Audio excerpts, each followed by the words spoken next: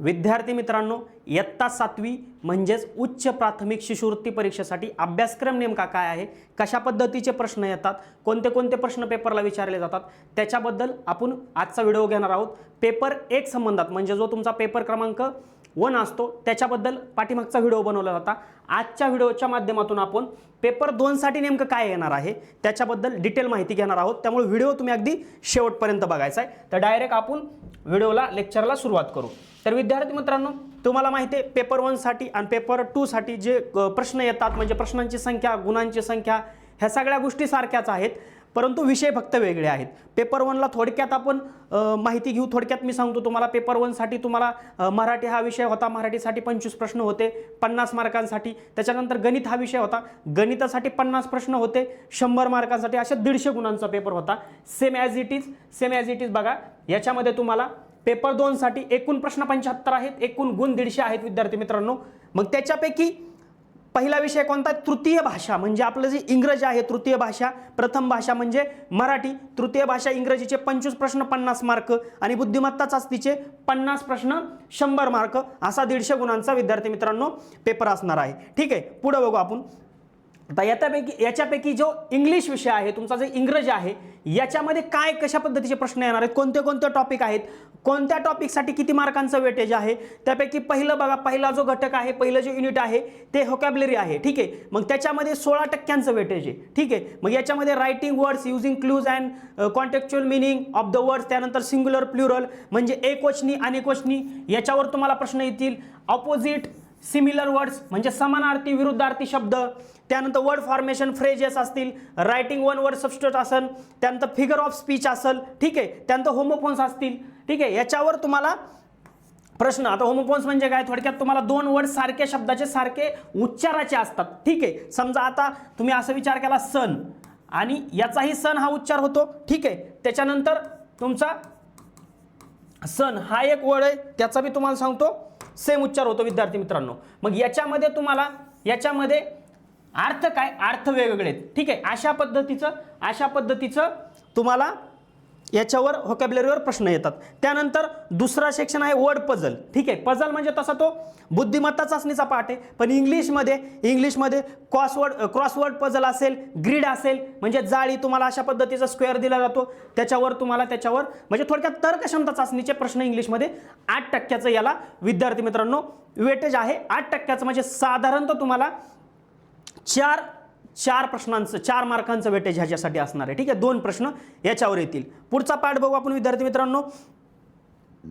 दुसरा आहे त्याच्यामध्ये तुम्हाला लँग्वेज स्टडी, म्हणजे तुमचा जो भाषा विषय आहे, इंग्रजी भाषेचं ज्ञान असेल, त्यामध्ये सेंटेन्स फॉर्मेशन असेल, टाइप्स ऑफ सेंटेन्सेस असेल, पार्ट्स ऑफ स्पीच असेल, त्यानंतर टेन्सेस असतील, मग present tense, past tense, future tense अशा पद्धतीचे। त्यानंतर पंक्च्युएशन म्हणजे तुम्हाला चिन्ह असतील, म्हणजे उद्गारवाचक चिन्ह, प्रश्नार्थक चिन्ह। ठीक आहे, स्वल्पविराम, पूर्णविराम अशा पद्धतीचं, म्हणजे वाक्यामध्ये ते चिन्हांचा वापर करा, अशावर तुम्हाला प्रश्न विचारले जातील। त्यानंतर हे झालं ग्रामरचा पार्ट, लँग्वेज स्टडीचा पार्ट झाला, 24% वेटेज आहे, 24%चं ग्रामरच्या पार्टवर 12% वेटेज आहे। त्यानंतर क्रिएटिव्ह रायटिंग म्हणजे शॉर्ट नोट्स असतील, डायलॉग असतील, स्लोगन असतील, घोषणा असतील, न्यूज, ईमेल, वेबसाईट, याच्यावर तुम्हाला थोडक्यात तुमची क्रिएटिव्हिटी किती आहे याच्यावर विद्यार्थी मित्रांनो हा स्कॉलरशिपचा पेपर आहे। याच्यावरती तुम्हाला तुमच्या वर्गामधलं नॉलेज चेक नाही करायचं, तुमचा शालेय अभ्यासक्रम याच्या माध्यमातून चेक केला जात नाही, तुम्हाला बाकीचं नॉलेज, जनरल नॉलेज किती आहे, ठीक आहे, जनरल नॉलेज किती आहे त्याच्यासाठी अशा पद्धतीचे विद्यार्थी मित्रांनो तुम्हाला इंग्लिश विषयाचे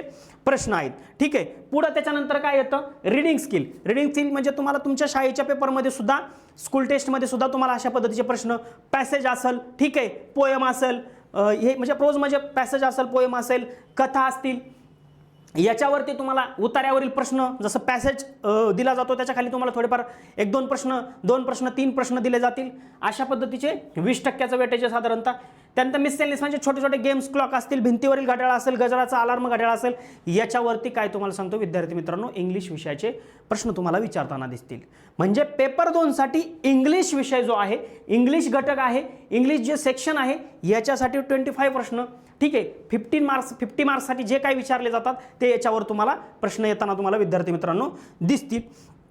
आता याच्यातला दुसरा घटक विद्यार्थी मित्रांनो कोणता आहे, बुद्धिमत्ता चाचणी, आवडीचा विषय, कोणतीही स्कॉलरशिप परीक्षा असू द्या, कोणतीही स्पर्धा परीक्षा असू द्या, तुम्ही 4थी स्कॉलरशिप घ्या, 5वी नवोदय घ्या, 7वी स्कॉलरशिप घ्या, 8वी NMMS घ्या, तुम्ही त्याच्यानंतर भविष्यातल्या सगळ्या स्पर्धा परीक्षा, सगळ्या म्हणतो मी, जबाबदारीने बोलतोय, तुमची पोलीस भरती असू द्या, तुमची MPSC असू द्या, UPSC असू द्या, बँकिंग असू द्या, स्टाफ सिलेक्शन कमिशनचे पेपर असू, कोणत्याही जगामधल्या स्पर्धा परीक्षेचे पेपर घ्या तुम्ही, त्याच्यानंतर तुमचा कोणत्याही स्कॉलरशिप परीक्षेचा पेपर घ्या तुम्ही, हा विषय सगळीकडे विचारला जातो, सगळीकडे विचारला जातो.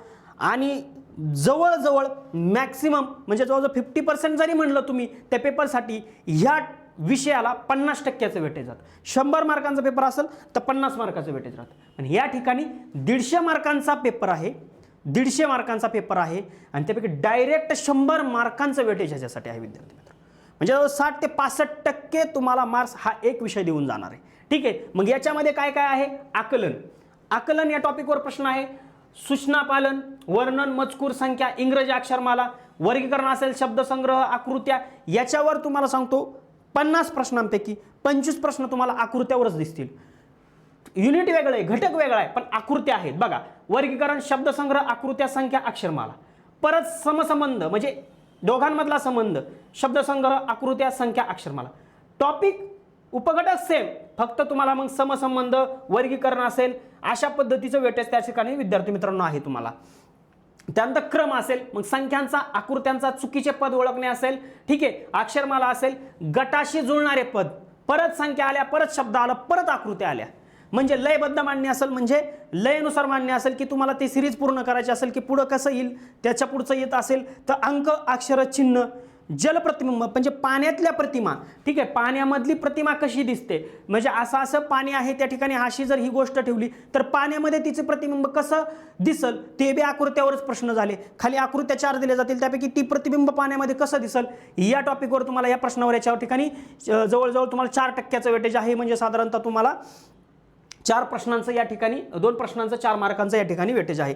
त्यानंतर तुम्हाला सांगतो आरशातील प्रतिमा, सेम पाण्यातल्या प्रतिमा तसंच आरशातल्या प्रतिमा, आरसा ठेवला जाईल, त्याच्यासमोर एखादी गोष्ट ठेवली असं तुम्हाला दाखवलं जाईल आणि ते आरशामध्ये कशी दिसल हे तुम्हाला खालील ऑप्शनमधनं, 4 ऑप्शनमधनं निवडायचं विद्यार्थी मित्रांनो. हे झालं अंक, अक्षरे, आकृत्या, याच्यावर तुम्हाला सांगतो विद्यार्थी मित्रांनो, याच्यावर तुम्हाला प्रश्न येतील. ठीक आहे. त्याच्यानंतर तर्क व अनुमान.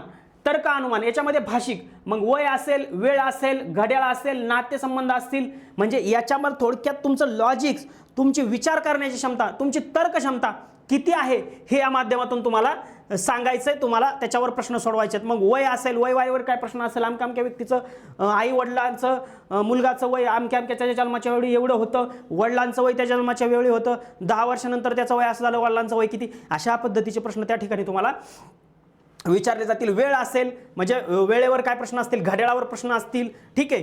त्यानंतर तुमचं अभाषिक म्हणजे घनाकृती, ठोकळे, त्रिकोण, चौकोन, समजा त्रिकोण दिला जातील, त्रिकोणामध्ये त्रिकोण दिले जातील, चौकोनामध्ये त्रिकोण दिले जातील, आयतामध्ये त्रिकोण, चौकोन दिले जातील, मग त्याच्यामध्ये त्रिकोणांची संख्या किती, चौकोनांची संख्या किती, आयतांची संख्या किती, हे सगळं आकृत्यावर प्रश्न आहेत. म्हणजे मी तुम्हाला जबाबदारीने मागे सांगितलं 50 प्रश्न आहेत, 25 प्रश्न आकृत्यावर आहेत, 30 बनलं तर प्रश्न आकृत्यावर. कोणताही घटक घ्या, त्याच्यामधला उपघटक आकृती आहे.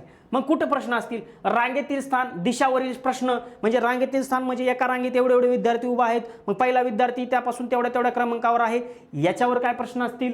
त्यानंतर दिशावरील प्रश्न, डायरेक्शन ज्याला आपण म्हणतो, एखादा व्यक्ती पश्चिम दिशेला गेला, पश्चिमेकडून पूर्वेला एवढा अंतर चालत गेला, सरळ तो दक्षिण दिशेपासून किती आहे, अशा पद्धतीचे प्रश्न तुम्हाला पेपरमध्ये या बुद्धिमत्ता क्षमता चाचणीमध्ये याच्यामध्ये तुम्हाला प्रश्न विचारले जातात. दिनदर्शिका म्हणजे तुमच्या कॅलेंडरवर प्रश्न विचारले जातात की ह्या वर्षाची सुरुवात रविवार या दिवसाने झाली तर पुढच्या वर्षाची सुरुवात कोणत्या वाराने होईल. ठीक आहे. अमक्या दिवशी समजा बाबा तुमचा महात्मा गांधी जयंती 2026ला ह्या वारी होती तर 2024ला कोणत्या वारी, अशा पद्धतीचे प्रश्न दिनदर्शिका कॅलेंडर टॉपिकवर विचारले जाते. वेन आकृती असतील, गणिताच्या कोड्या असतील, संख्यांच्या मांडणीतील सूत्र ओळखणे, अशा पद्धतीचे विद्यार्थी मित्रांनो प्रश्न तुम्हाला त्या ठिकाणी विचारले जातील. शेवटचा टॉपिक, शेवटचा हे आहे सिलेबसमधला सांकेतिक भाषा, कोडिंग लँग्वेज असतील, त्याच्यामध्ये आकृत्या परत आल्या, अंक, अक्षरे, मनोरे असतील, पिरॅमिडवर प्रश्न असतील. ठीक आहे. त्यानंतर अंक, अक्षरे, चिन्ह, आकृतीचे पृथक्करण असेल, त्यानंतर अपूर्ण आकृती पूर्ण करायची असतील, तंतोतंत आकृती ओळखायची, त्यानंतर घड्याळावर काय या ठिकाणी आकृत्या असतील, लपलेल्या आकृती शोधायच्या, म्हणजे आकृती दिली जाते त्यामध्ये लपलेल्या आकृती खालील 4 दिलेले जातात. एखाद्या असा गोल असेल त्याच्यामध्ये वेगवेगळ्या रेषावरून चौकोन आहे, त्रिकोण केले जातील आणि खाली त्याच्यापैकी एक दिली जाईल आणि ही लपलेली आकृती तिथं कुठं आहे.